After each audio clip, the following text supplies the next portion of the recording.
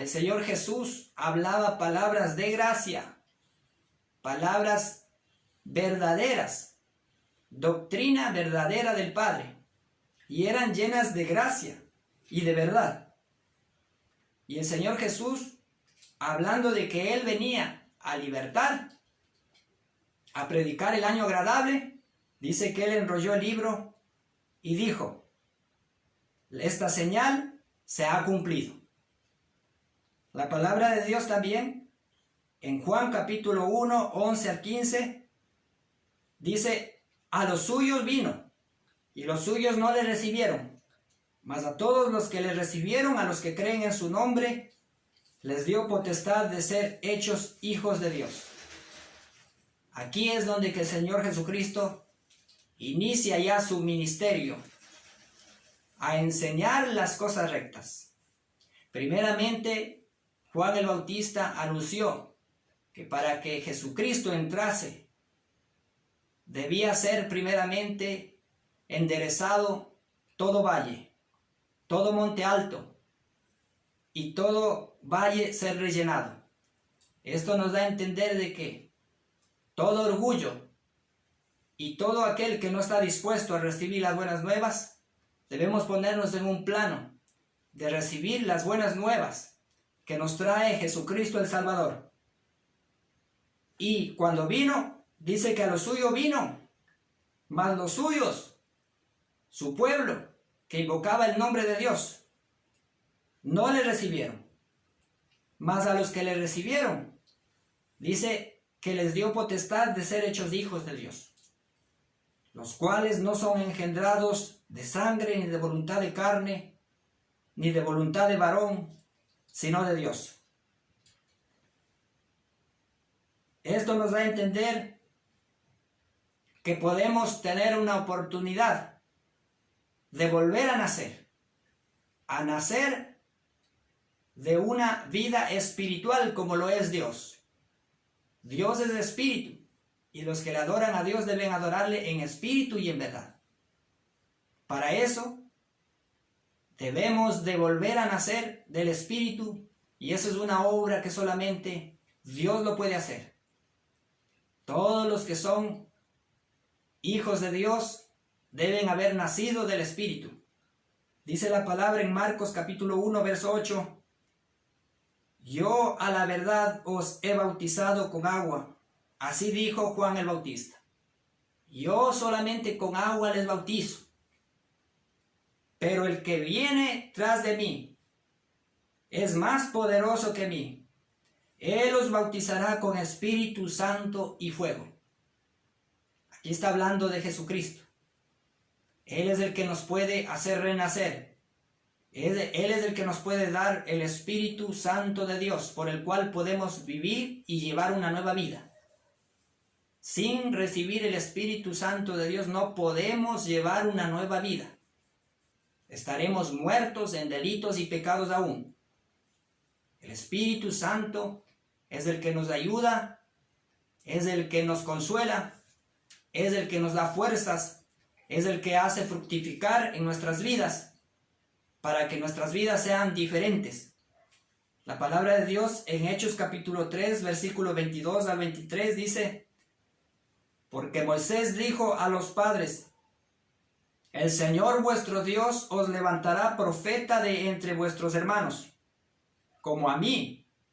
A él oiréis en todas las cosas que os hable, y toda alma que no oiga a aquel profeta será desarraigado del pueblo. Por eso es que nosotros debemos de prestar atención a lo que dice Jesucristo. Él es el Maestro. Él es aquel prometido por Dios para salvar al mundo entero. El Maestro, a quien debemos prestar atención y a quien debemos obedecer. Dice la palabra en Hechos 7:37. También concuerda la palabra. En el primer caso hablaba el apóstol Pedro, y aquí hablando el apóstol Santiago. Dice: este Moisés es el que dijo a los hijos de Israel: profeta os levantará el Señor vuestro Dios de entre vuestros hermanos.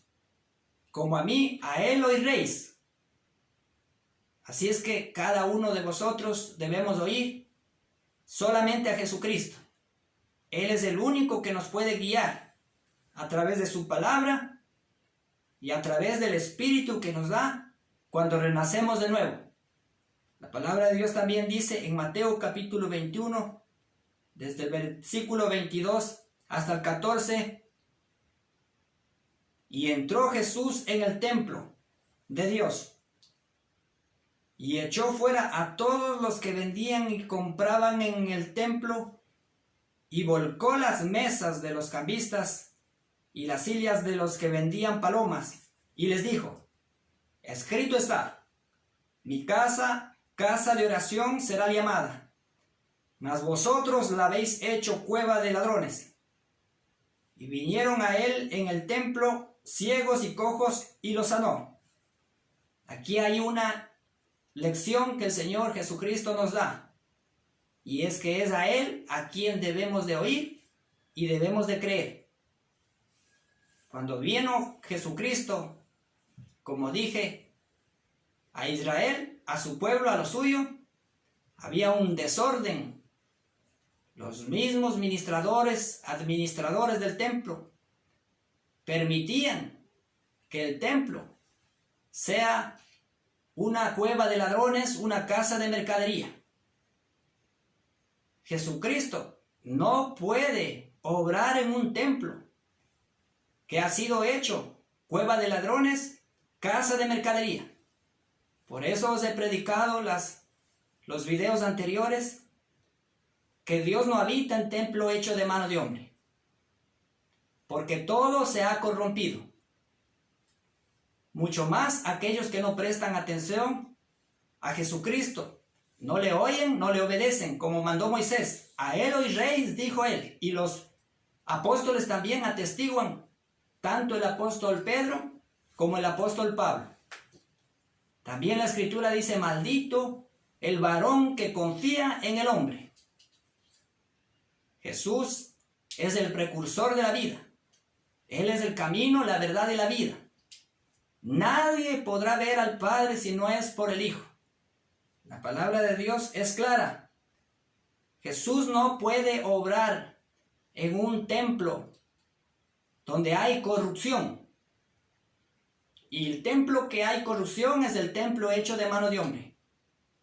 El templo que mandó Dios, no mandó, sino que el templo que permitió Dios a David, porque David sí anduvo conforme al corazón de Jehová. Le permitió a David que le construyese, pero por cuanto David se había apartado de Dios, Dios ya no permitió que David se le construyera, sino que se lo construyera su hijo, Salomón. Salomón construyó ese templo. Quiero aclarar, un solo templo que Dios sí permitió que se construya. Y fue un templo hecho a semejanza del templo celestial. El templo que construyó Salomón es nada más que la figura del templo celestial. Cuando vino Jesucristo, vino a terminar con ese primer pacto de que Dios iba a manifestarse en el templo de Salomón, pues la corrupción había invadido el templo de Salomón. Por eso es que Dios dio esta profecía, que el templo iba a ser destruido, ni una piedra quedaría sobre piedra. Y aquí dice la palabra que Jesús, en este tema, en estos versículos, podemos entender que Jesús no puede obrar en un templo donde hay corrupción. Por eso es enseñado que en todos esos templos de las religiones, de las denominaciones, no está Cristo ni el Espíritu de Cristo. Ahí está un espíritu engañoso. Ahí está el mismo espíritu del engañador y los espíritus de los demonios. Engañando, ahí se está cumpliendo lo que dijo Jesucristo. Vendrán falsos cristos y harán señales y milagros que engañarán, si es posible, aún hasta los escogidos. Ya se está cumpliendo. La palabra de Dios dice que Jesús no podía obrar mientras no reprendiera a estos mercaderes, a estos ladrones, y mientras no volcara las mesas de estos comerciantes, Jesús no podía obrar. Cuando Jesús lo hizo, es cuando obró. Y por eso dice el verso 14, vinieron a él en el templo ciegos y cojos y los sanó. ¿Por qué se manifestó la gloria de Dios y la gracia del Señor Jesucristo en el templo? ¿O cuándo se manifestó? Cuando Jesús ya reprendió a los ladrones, a los mercaderes y tumbó sus mesas. Quiere decir que la gloria de Dios se manifiesta en un templo limpio. Y vamos a entender más adelante que el templo de Salomón solamente estaría en pie hasta que se edificase el nuevo templo, templo espiritual.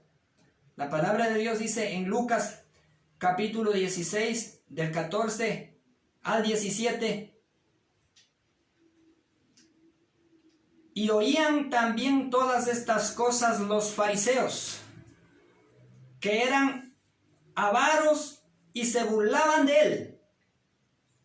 Déjeme decirle que así muchos se están burlando ahora de la verdad que estoy predicando. Y muchos se están burlando de las verdades que estoy hablando. Y los que se burlan son los celosos de las religiones, que han hecho idolatría de sus religiones, idolatría de sus denominaciones. No estoy hablando contra su madre, ni hablando contra su padre. Estoy hablando contra las sectas, contra las denominaciones y las religiones falsas. ¿Por qué les duele tanto? La palabra de Dios es clara. Por eso dice, oían también todas estas cosas los fariseos, que eran avaros.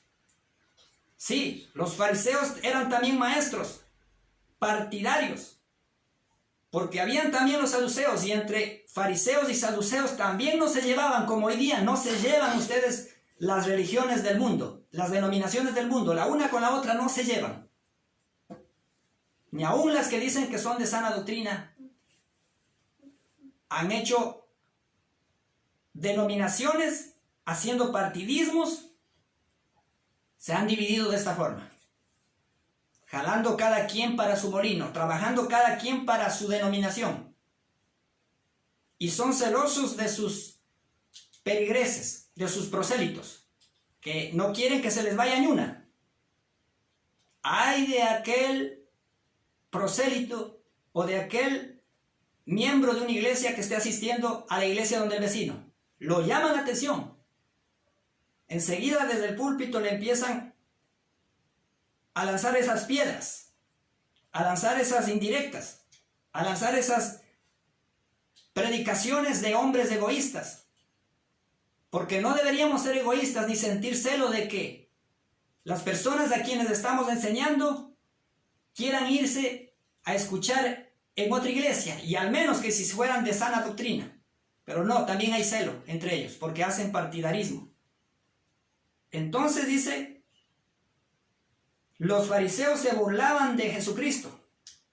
Entonces les dijo, vosotros sois los que os justificáis a vosotros mismos delante de los hombres, mas Dios conoce vuestros corazones, porque lo que los hombres tienen por sublime delante de Dios es abominación.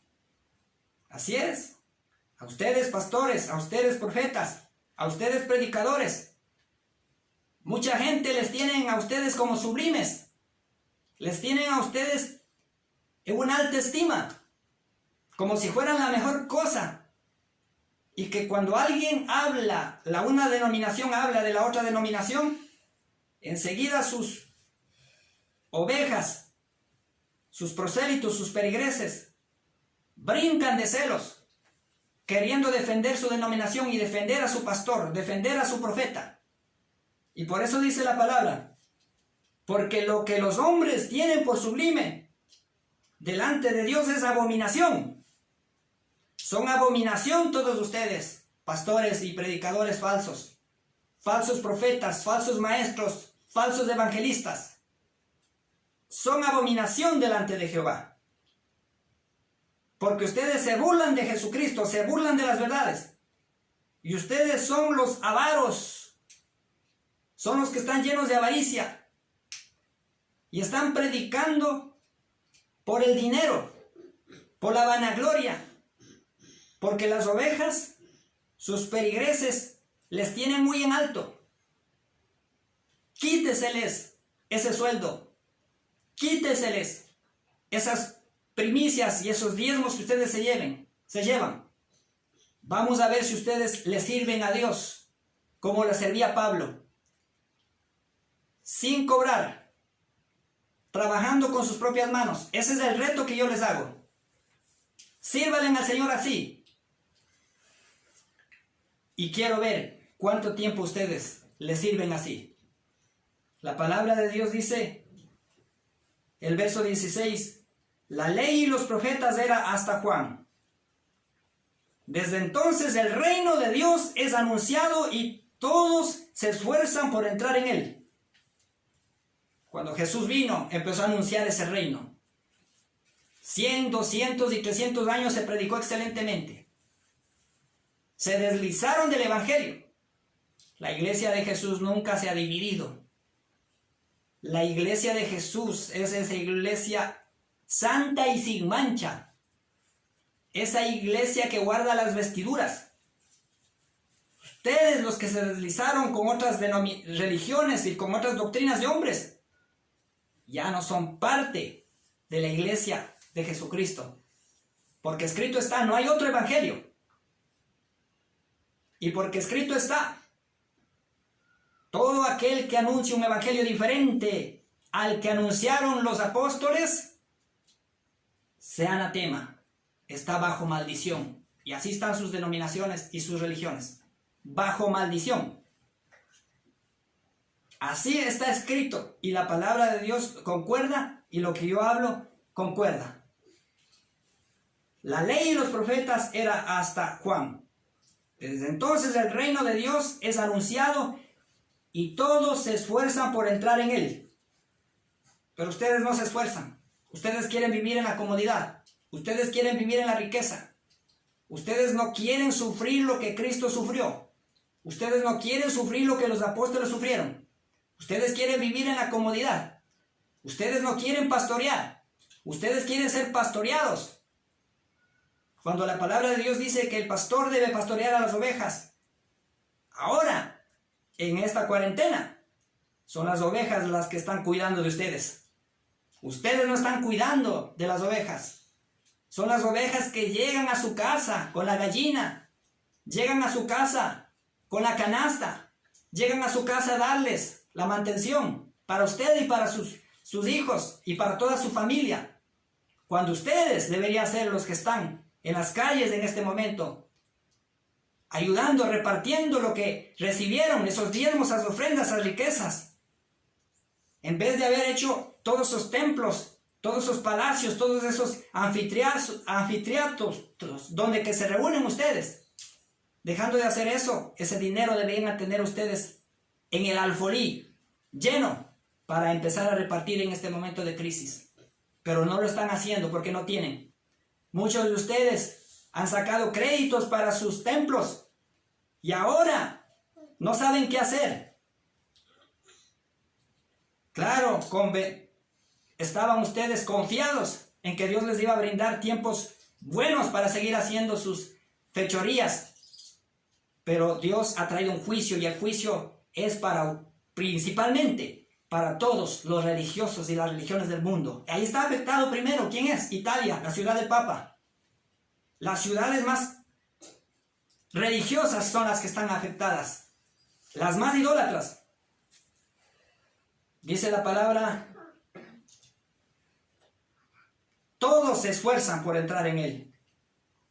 Pero más fácil es que pasen el cielo y la tierra, que se frustre una tilde de la ley. Más fácil es que pase el cielo y la tierra y que ustedes anden frustrando una tilde de la ley. Grave juicio les va a venir por frustrar las tildes de la ley, por haber torcido las escrituras, por haber enseñado como a ustedes les pareció, para sus propias conveniencias, para levantar sus torres, para levantar sus vallados, para levantar sus pirámides, porque eso es lo que es. La palabra de Dios dice en San Juan capítulo 4, verso 20-21, nuestros padres adoraron en este monte. Cuando se encontró Jesús con la mujer samaritana, la mujer samaritana estuvo conversando con Jesús. Jesús entabló una conversa con esos enemigos de Israel. ¿Y por qué eran enemigos? Por cuestiones religiosas, por cuestiones denominacionales. Los samaritanos con los judíos no se llevaban. Y dice la palabra, la mujer samaritana le dijo, nuestros padres adoraron en este monte, y vosotros decís que en Jerusalén es el lugar donde se debe de adorar. Los samaritanos adoraban en el monte, allí en el pozo de Jacob, ahí en ese monte presentaban los sacrificios a Dios. Estaba dividido el pueblo, estaba dividido el reino, mientras que en Jerusalén estaba el templo de Salomón. Los judíos adoraban ahí en el templo de Salomón y presentaban los sacrificios y los holocaustos y los servicios religiosos en el templo. Mientras que los samaritanos estaban acá. ¿A quién estaban sirviendo? Según ellos, al mismo Dios. Pero Jesucristo les dice, mujer, créeme, que la hora viene cuando ni aquí en este monte, ni en Jerusalén adoraréis al Padre. ¿Qué quiere decir? Jesús dijo, escuchen bien, que viene la hora, dijo Jesús hace 2000 años, que ni aquí en este monte, ni en Jerusalén. En Jerusalén estaba el templo. O sea que ni aquí en este monte, ni en el templo de Jerusalén adoraréis. Viene la hora, que ni aquí en este monte, ni en el templo de Jerusalén adoraréis. De aquí en adelante, ya no adoraréis ni aquí en este monte, ni en el templo. Viene la hora, y eso es lo que les han cerrado los ojos estos pastores, estos profetas, estos predicadores, estos evangelistas. A ustedes les tienen cerrados los ojos, engañados, haciéndoles creer que hay que adorar en un templo de 4 paredes. Pero Jesús dijo, llega la hora, y la hora es cuando los verdaderos adoradores adorarán al Padre en espíritu y en verdad, porque tales adoradores busca a Dios que le adoren. Sí, es hora de adorar a Dios en espíritu y en verdad. Dejar ya de tantos rituales. Cansado está Dios de tantos sacrificios. Y los rituales son sacrificios. Las misas son sacrificios. La palabra misa significa sacrificio. No, nosotros ya no hacemos misa. Nosotros culto hacemos. No hay en la palabra que ellos, los primeros cristianos, hacían cultos. ¿De dónde se han inventado los cultos? El culto es otro sistema como la misa. Misa, culto. El culto es una especie de sacrificio. Y Jesús y el Padre dice, sacrificio no quiero. No me agradó sacrificio. Viene a dar casi lo mismo. Misa que sacrificio.